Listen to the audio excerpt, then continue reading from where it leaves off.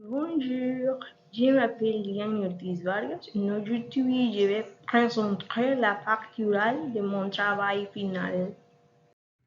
Dans ce travail, un projet de petit portfolio sera réalisé ici les apprentissages et les compétences que nous avons acquis au cours de ce processus d'apprentissage sera mis en pratique, mettre en évidence sérieusement tous les sujets qui ont été développés et étudiés au cours de ces 3 mois.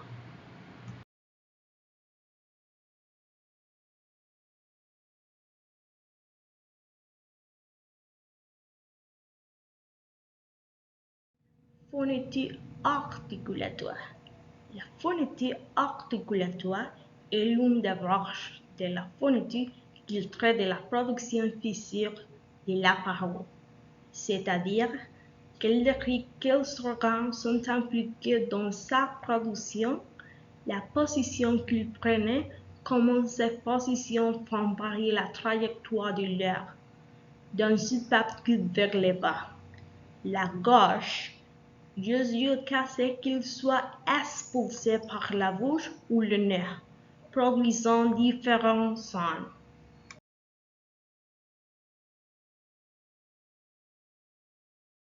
La production de la parole se découpe en 3 phases: initiation, phonation et articulation. La respiration est fondamentale pour comprendre la production du son. Nous appelons initiation le processus par lequel l'air est mis en mouvement dans les conduits vocaux.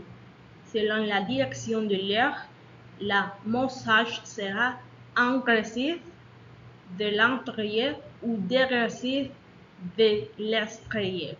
Un autre facteur à prendre pour l'an du démarrage du mouvement de l'air et les poumons, qui sont longueurs initiateurs. En tenant compte de cela, nous avons 3 possibilités. Initiation pulmonaire. Le diaphragme et le cadre appuient les poumons, provoquant le mouvement de l'air. La plupart des sons de la parole commencent de manière pulmonaire, de manière agressive. Initiation pulmonaire agressive, ou alternativement interrompue lorsque le locuteur prononce entre les sanglots ou parle très rapidement. Les seuls cas trouvés d'agressif pulmonaire utilisés comme phonème en toute fricative latérale, utilisé en démon ou en guettant d'Australie. Initiation vélaire. Le troisième lieu d'initiation est le voile où le son se fait en produisant une fermeture dans des sons d'articulation de la zone du voile et de la lueur dans la partie antérieure de la bouche. Le courant d'air est formé par le mouvement de la langue. L'initiation belge est presque toujours agressive. La section étant en son nom indéni, les agressifs sont pratiquement connus sous le nom de clips. On pouvant les trouver sous forme de phonèmes dans certains langages africains tels que le langue croissant, mais dans la plupart des langues.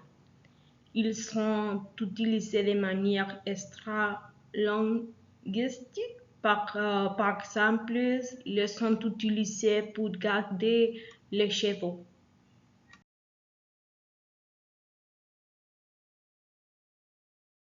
La phonétique corrective propose des méthodes des auxiliaires à l'enseignement traditionnel de la langue pour corriger et optimiser la prononciation de ces lettres sont longs, secondo-étranger selon les règles de prononciation correctes dans le domaine de l'apprentissage de langue étrangère. La correction phonétique ensemble parce qu'on l'on des éléments fondamentaux qui permettent tant de compréhension et communication linguale et ou bilingue. Son importance, c'est aussi arrivant dans les plans, car ce n'est pas seulement un valeur importante de la pratique de la langue, mais aussi de l'expert matériel du discours qui garantit la communication.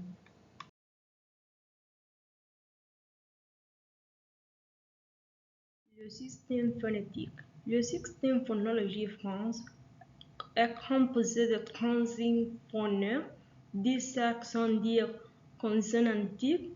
Il montre les bons consonnes de l'alphabet, section des vocaliques. Il montre les 6 voyelles de l'alphabet, 3 intermédiaires et appelés semi-consonantiques ou semi-vocaliques. La phonétique et la phonologie. La phonologie et la phonétique étudient les composantes phoniques de la langue. Son objectif est d'analyser les caractéristiques et les comportements des sons de la parole et de déterminer comment ils sont organisés pour continuer des phrases. La phonétique étudie l'inventaire des sons d'une langue selon les différents articulatoires perceptibles. Par exemple, il distingue les vœux de losange et les vœux verbaux. La phonologie compta, elle étudie les éléments en unité phonique du langue du point de vue de sa fonction. Phonétique articulatoire concerne la physiologie de la prononciation et la particularité articulatoire des sons des paroles. Phonétique acoustique traite de l'aspect physique des sons des paroles en analysant les signaux des paroles. Phonétique perceptive s'applique à la perception des sons paroliers. Les voyelles sont classées en 3 catégories. Voyelles orales. Les voyelles orales se prononcent avec les voix du parler relevées leur basse par le nez. Voyelles nasales. Les voyelles nasales se prononcent avec les voiles du parler vasellaire passe pour la bouche et par le nez. Semi-voyelles. On appelle semi-voyelles des phonèmes qui se situent entre les voyelles et les consonnes. Les semi-voyelles, appelées aussi semi-consonnes, sont des sons qui se trouvent à mi-chemin entre la voyelle et la consonne. On distingue 3 semi-voyelles, J et W. Les semi-voyelles J est formée à partir du son I, mais ne se prononce pas U. La semi-voyelle est formée à partir du son I, mais ne se prononce I. La semi-voyelle W est formée à partir du son E, mais ne se prononce pas E. Les consonnes orales. Les orales sont celles dans lesquelles il n'y a pas de consonne nasale ou nasale orale impliquée, ni de voyelles nasales.